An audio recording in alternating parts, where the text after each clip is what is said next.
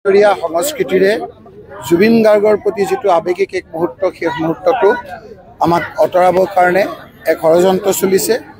এই কথাখিনিয়ে আমাৰ জুবিন গাৰ্গ ডাঙৰীয়াৰ যিখিনি অনুগামী আছে সেই অনুগামীসকলক নিশ্চয়কৈ অন্তৰত আঘাত দিব। এতিয়া ওলাব যে আচল অনুগামী নকল অনুগামী মুখ্যমন্ত্ৰী যেতিয়া কৈ আছিলে এই সময়খিনিত আমি সকলোকে কৈছোঁ যে এইখিনি সময়ত আমি অলপ আৱেগিক হৈ আছোঁ। জুবিন গাৰ্গৰ হত্যাৰ বিচাৰ লাগে আৰু যেহেতু মুখ্যমন্ত্ৰী নিজেই কৈছে যে হত্যা এই হত্যাত কোন কোন জড়িত সেই কথাখিনিও বিচাৰ নোহোৱাকৈ এই যিটো উলহ মালহৰ বিজেতৰে এটা সংস্কৃতি আনিছে এই সংস্কৃতি আজি সকলোৱে ভাল পোৱা নাই আৰু ইয়াৰ দ্বাৰা মই ভাবোঁ যে প্ৰকৃত জুবিন গাৰ্গৰ ভক্তসকলে অনুগামীসকলে অন্তৰত যথেষ্ট আঘাত পাব। ছাৰ 108 ষ্ট্ৰাইক চলি আছে তাৰ মাজতে কৰ্মচাৰী অব্যাহতিও দিছে আপুনি কি ক'ব? এই মুখ্যমন্ত্ৰী ডাঙৰীয়াৰ এতিয়া নাৰ্ভাছ হৈছে কিয় ক্ষমতা চলাবলৈ পৰা নাই। প্ৰত্যেকটো ক্ষেত্ৰত ধাৰ লৈ লৈ গোটেই অসমখনক ধাৰুৱা কৰি পেলাইছে। আজি আপোনালোকে দেখিছে কেৱল তেওঁৰ চিন্তা যে 2026 কেনেকৈ জিকোঁ তাৰ কাৰণে গোটেই অৰ্থনৈতিক দিশটো ভাঙি ছিঙি চুৰমাৰ হৈ গৈছে। 108 আজি মানুহৰ আশা ভৰসাৰ স্থল।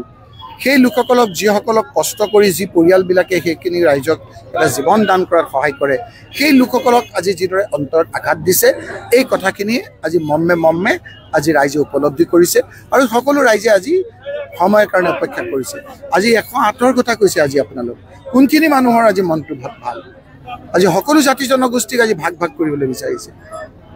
এটা ধুৱলি কুঁৱলী পৰিৱেশত সৃষ্টি কৰিবলৈ বিচাৰিছে। যিকোনো সমস্যা এটা সমস্যা সমাধান কৰাৰ পৰকৈ তেওঁ জটিল কৰিব বিচাৰিছে। বিভিন্নজনক তেওঁ ভয় ভীতি প্ৰদৰ্শন কৰি তেওঁক কোনোমতে হাত কৰি এই এটা বৈতৰণি পাৰ হ'বলৈ বিচাৰিছে। সেইকাৰণে অসমৰ সকলোৰে মানুহৰ এতিয়া মনবিলাক বেয়া আৰু সেইকাৰণে তেওঁ আপোনাৰ বিভিন্ন ধৰণেৰে এতিয়া মানুহৰ মনটো ডাইভাৰ্ট কৰিবলৈ বিচাৰিছে। যিটো সময়ত মানুহৰ বয় বস্তুৰ দাম বৃদ্ধি হৈছে, যিটো সময়ত ল'ৰা ছোৱালীৰ বিভিন্ন ক্ষেত্ৰত অসুবিধা পাইছে, যিটো সময়ত আজি তথ্য প্ৰযুক্তিবিদ্যাৰ দিনত আজি আপোনাৰ বিভিন্ন ধৰণৰ তৰুণ গগৈ ডাঙৰীয়াৰ দিনত যিবিলাক আঁচনি আছিল সেই আঁচনিবিলাক কাটি দিছে। সেই সময়খিনিত তেওঁ আজি বিজেপিৰ এটা সংস্কৃতি আনি আজি আমাৰ মাজত যি এটা পৰিৱেশৰ সৃষ্টি কৰি আমাৰ জুবিন গাৰ্গৰ অনুগামীসকলৰ অন্তৰত আঘাত সানিবলৈ বিচাৰিছে। সময়ে তাৰ উত্তৰ দিব আৰু মুখ্যমন্ত্ৰী ডাঙৰীয়াৰ এই কথা বতৰাবিলাকত প্ৰমাণ হৈছে তেওঁ যে এজন নাৰ্ভাছ ব্যক্তি, তেওঁ যে এটা বিচলিত হৈছে এই কথাবিলাক গম পাইছে। এতিয়া কংগ্ৰেছৰ আমাৰ কথা কৈছে যে আমি কি কথা পাতিলোঁ তেওঁ গম পাই যায়। তেওঁ গমেই পোৱা নাই। যিখিনি আমি ক'ব লাগে তেওঁ সেইখিনিহে আমাৰ কোনোবাই যদি কৈছে আমি এনেকুৱা ধৰণৰ এটা আমাৰ আলোচনা হৈছে যি আলোচনাত তেওঁ তিষ্ঠি থাকিব নোৱাৰিব। তেওঁৰ অপকৰ্মসমূহ আমি কেনেকৈ ৰাইজৰ ওচৰত লৈ গৈ আমি ইয়াৰ পৰা পৰিত্ৰাণ পাম, ভূত চোৰ কেনেকৈ অসমত আমি ৰক্ষা কৰিম এই বিষয়ে আমাৰ শীৰ্ষস্থানত আলোচনা হৈছে। আজি কি পৰ্যায় পাইছে কওকচোন। মই আমাৰ এটা আলোচনাত ভিডিঅ' কনফাৰেন্সিঙত দিল্লীৰ একে শীৰ্ষস্থানীয় নেতাৰ লগত গৌৰৱ গগৈ ডাঙৰীয়া কথা পাতি আছিল। মই সেইদিনা আৱেগিক হৈ গৈছিলোঁ। ময়ো আছিলোঁ সেই ভিডিঅ' কনফাৰেন্সত।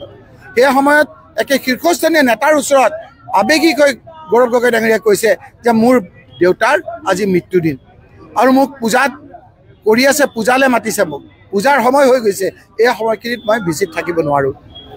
তেওঁ সেই সময়ত ভিচিলৈ গুচি গৈছে আৰু সেই দিনটোত তেওঁ ঘৰত নিজৰ তৰুণ গগৈদেৱৰ নিজৰ পিতৃৰ মৃত্যুৰ পূজা পাতি থকা অৱস্থাত তেওঁ ঘৰত থকা সময়টো আজি মুখ্যমন্ত্ৰী ডাঙৰীয়াই সমালোচনা কৰিছে যে গোটেই দিনটো তেওঁ সোমাই আছে। এই তৰুণ গগৈৰ মৃত্যুত তেওঁৰ পুতেকে আজি পূজা কৰিছে, সেই পূজা সময়খিনি ঘৰত নাথাকি ক'ত থাকিব? সেই সময়খিনি লৈ পেলাই যদি আজি মুখ্যমন্ত্ৰী ডাঙৰীয়াই যদি সমালোচনা কৰে তেতিয়াহ'লে বুজিব লাগিব যে তেওঁ এতিয়া অমানুষ হৈ গৈছে, মানুহ হৈ থকা নাই। যি তৰুণ গগৈ তেওঁক হাতত ধৰি আজি ইমানখিনি পৰ্যায়লৈ আনিলে সেই তৰুণ গগৈৰ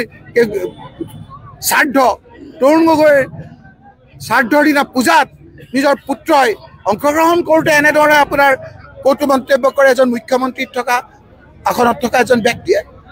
এনেকৈ ধৰণৰ লঘু কথা কোৱা মুখ্যমন্ত্ৰী পৃথিৱীত ক'তো নাই। এইবিলাক খুব আৱেগিক কথা। বেলেগ কথা ৰাজনৈতিকভাৱে গৌৰৱ গগৈ ডাঙৰীয়াক সমালোচনা কৰক। তেওঁ ঘৰত নিজৰ পৰিয়ালটো লৈ পেলাই আছে, নিজৰ পত্নীক লৈ পেলাই আছে। তেওঁ নাথাকিব পাৰে কাৰো প্ৰতি তেওঁৰ আৱেগিক ভাৱ, কিন্তু তৰুণ গগৈ তেওঁৰ পিতৃ গৌৰৱ গগৈ ডাঙৰীয়া।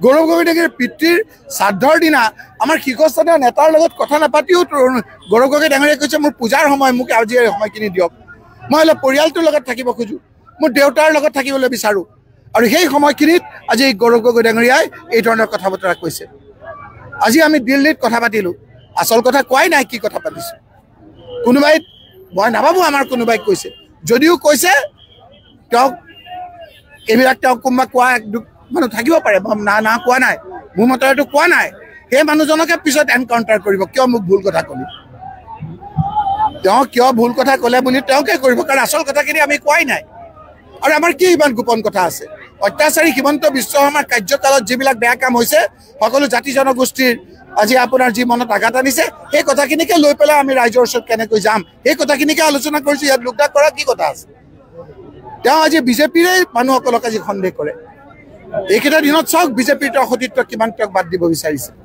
আৰু সেইকাৰণেই মুখ্যমন্ত্ৰী ডাঙৰীয়াৰ কথা বতৰাবিলাকতে আজিৰ লগত কালি মিল নাই এবাৰ কয় হত্যা নহয় এবাৰ কয় হত্যা এবাৰ কয় ইমান তাৰিখে তেওঁক SIT ৰিপৰ্ট দিব আৰু এতিয়া কৈছে এতিয়া নিদিয়ে গতিকে ৰাইজে জানে যে তেওঁক যেতিয়া আমি কৈছিলোঁ যে আমি জুবিন গাৰ্গৰ হত্যাৰ ন্যায় লাগে তেতিয়া তেওঁই কৈছিল যে হত্যা নহয় তাৰ পিছত ক'বলৈ বাধ্য হ'ল যে হত্যা তাৰ পিছত কৈছে যে মই এনেকুৱা কথা কৈ দিম সেইবিলাক কথাও আমি পিছত ক'ম কি ক'ব বিচাৰিছিল তেওঁ আমাৰ বিভিন্ন ধৰণৰ তথ্যই আমাক কয় এই কথা বতৰাবিলাকত আজি তেওঁ বিচলিত হৈছে সকলো জাতি জনগোষ্ঠী বিশেষকৈ বিজেপিৰ নিষ্ঠাবান কৰ্মীসকলো এই কথাবিলাকত ভাল পোৱা নাই আৰু সেইকাৰণেই এতিয়া তেওঁ চাব বেলেগ এটা আঞ্চলিক দলক বল শক্তিশালী কৰিব বিচাৰিছে মই ৰাজনৈতিক কথা কৈছোঁ কাৰণ বিজেপিত তেওঁৰ স্থানটো অলপ থৰক বৰক হৈছে তেওঁ যাতে আকৌ ব্লেকমেইলিং কৰিব পাৰে সেইকাৰণে অন্য এটা ৰাজনৈতিক দল আঞ্চলিক দলত তেওঁ কৈছে যে কেইটামান মোক উঠাওক যাতে মই আকৌ দিল্লীৰ নেতৃত্বক ব্লেকমেইলিং কৰিব পাৰোঁ